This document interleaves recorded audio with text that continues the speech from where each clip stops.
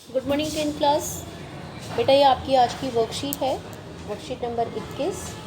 हम लोग विकास के बारे में पढ़ रहे थे, राष्ट्रीय विकास के बारे में। इससे पहले हम जो पढ़ चुके हैं वो विकास और विकास के लक्ष्य के बारे में हमने पढ़ा था। हमने विकास का अर्थ पढ़ा था, विकास के अलग अलग लक्ष्यों के बारे में हमने पढ़ा था। अब हम थोड़ा आगे बढ़ते हैं।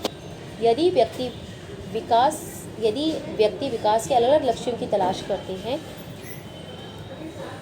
तो उनकी राष्ट्रीय विकास की धारणा भी भिन्न भिन्न होने की संभावना है। हमने पढ़ा था कि जो डिफरेंट व्यक्ति हैं उनके अलग अलग विकास के लक्ष्य हैं। अगर सबके विकास के अलग अलग लक्ष्य हैं तो क्या देश के विकास के भी सबके अलग अलग लक्ष्य होंगे? यह ध्यान रखना बहुत महत्वपूर्ण है कि अलग अलग व्यक्तियों के पास देश के विकास की अलग अलग और परस्पर विरोधी धारणाएं हो सकती हैं। फिर हम ऐसे संघर्षों को कैसे सुलझाते हैं? राष्ट्रीय विकास का अर्थ है ऐसे प्रश्नों के बारे में सोचना जैसे सभी के लिए उचित और न्यायपूर्ण मार्ग क्या हो, चीज़ों को करने का इससे बेहतर तरीका क्या होगा। इस विचार से बड़ी संख्या में लोगों को या एक छोटे समूह को लाभ होगा। मतलब आप क्या सोचते हैं कि राष्ट्रीय विकास का अर्थ क्या होता है? राष्ट्रीय विकास का अर्थ है कि ऐसे प्रश्नों के बारे में सोचना कि सब देश में जितने व्यक्ति रहते हैं सबके लिए एक उचित और न्यायपूर्ण मार्ग क्या होना चाहिए, चीज़ों को और बेहतर करने का क्या तरीका होना चाहिए। इस विचार से बड़ी संख्या में लोगों जिससे कि बहुत बड़ी संख्या में लोगों को जो है वो लाभ हो। विभिन्न देशों और राज्यों में विकास की तुलना, देशों के लिए तुलना के लिए उनकी आय सबसे महत्वपूर्ण विशेषताओं में से एक माना जाता है। मान लीजिए दो देश हैं, ठीक है। अब हमें बताना है कौन सा देश जो है वो ज़्यादा विकास कर रहा है। तो हम क्या देखें, सबसे महत्वपूर्ण या सबसे आम विशेषता में क्या माना जाता है, वो है आय।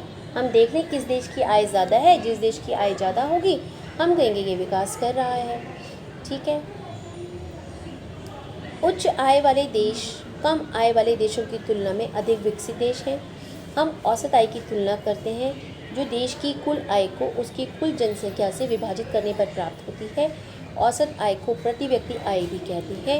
विश्व बैंक द्वारा लाई गई विश्व विकास रिपोर्ट में इस मानदंड का उपयोग देशों को वर्गीकृत करने में किया जाता है। 2012 में प्रति व्यक्ति 12,616 अमेरिकी डॉलर और उससे अधिक की प्रति व्यक्ति आय वाले देश अमीर देश कहलाते थे। जिनकी प्रति व्यक्ति आय 1,035 अमेरिकी डॉलर या उससे कम है उन्हें कम आय वाले देश कहा जाता था। भारत जो है वो निम्न मध्यम आय देशों की श्रेणी में आता है क्योंकि 2012 में इसकी प्रति व्यक्ति आय 1,530 डॉलर प्रति वर्ष थी। अब हमें क्या समझना है, इसमें जो आपने पूरा पढ़ा वो है औसत आय। ये औसत आय क्या होता है? देखिए अभी हमने बोला, मान लीजिए दो देश है, ये एक छोटा देश है, ये एक बड़ा देश है, ठीक है। अब मान लीजिए इस छोटे देश की जनसंख्या कम है, कम लोग रहते हैं या बहुत ज़्यादा लोग रहते हैं, ठीक है। अब हमने बोला कि भाई जो जहाँ ज़्यादा लोग, ऑब्वियसली उसने, मान लीजिए इसने कमाए 100 रुपये, इसने कमाए 50 रुपये, तो हम क्या कहेंगे, क्या ये देश ज़्यादा विकसित है? नहीं, ऐसा तो नहीं, क्योंकि इसकी जनसंख्या तो ज़्यादा है और इसकी जनसंख्या कम है। तो हम क्या करें, हम निकालेंगे औसत आय। तो औसत आय कैसे निकालेंगे? औसत आय बोलिए या प्रति व्यक्ति आय बोलिए, मतलब एक व्यक्ति के हिस्से में कितना पैसा आया। अब मान लीजिए यहाँ पर रहते हैं 200 लोग, ठीक है, और यहाँ पर भी रहते हैं 200 लोग, या यहाँ पर रहते हैं मान लीजिए 400 लोग,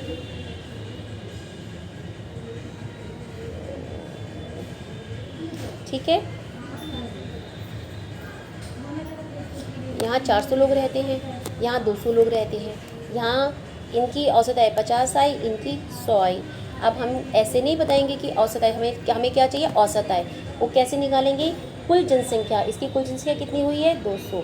कुल जनसंख्या को उसकी कुल आय से भाग करने पर कितना आया, 4। इसका मतलब यहाँ पर एक व्यक्ति के हिस्से में कितना रुपया आया, 4। ऐसे ही यहाँ पर देखिए, यहाँ पर मान लीजिए 100 रुपये इनकम है और इसकी जनसंख्या 700 मान लीजिए या 800 मान लीजिए, कोई भी मान लीजिए आप, या 400 ही मान लेते हैं। तो 400 अगर इसकी जनसंख्या है और 100 रुपये इनकम है तो इसकी भी कितनी हो गई, 4। दोनों की तो प्रति व्यक्ति आय बराबर हो गई ना। तो अब हम ये तो नहीं कह सकते कि ये देश ज़्यादा विकसित है। तो हमने क्या निकाला, औसत आय या प्रति व्यक्ति आय कि एक व्यक्ति के हिस्से में कितना रुपया आता है। ठीक है, और विश्व बैंक इसी मानदंड का उपयोग करता है देशों को वर्गीकृत करने में कि विकसित कौन है, विकासशील कौन है, ज़्यादा विकसित कौन है। फिर हम क्या करते हैं, फिर हम प्रति व्यक्ति आय या औसत आय देखते हैं।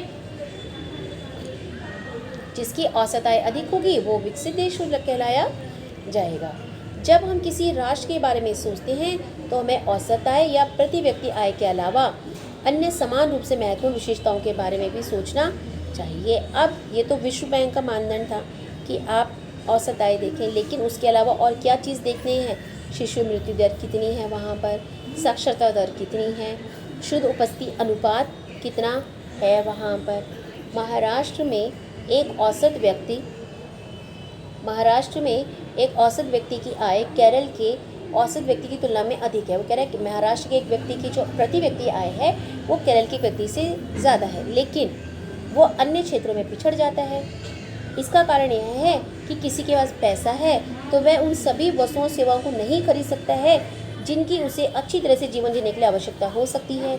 इसलिए आय अपने आप में भौतिक वस्तुओं और सेवाओं का पूरी तरह से पर्याप्त संकेतक नहीं है। हम ये नहीं कह सकते कि जिस देश की औसत आय अधिक है वो विकसित है, क्योंकि अन्य चीज़ें भी मायने रखती हैं जो नागरिक उनको उपयोग करने में सक्षम है। उदाहरण के लिए आमतौर पर पैसा प्रदूषण, क्या आपका पैसा एक ऐसा वातावरण खरीद सकता है जहाँ प्रदूषण न हो? नहीं खरीद सकता।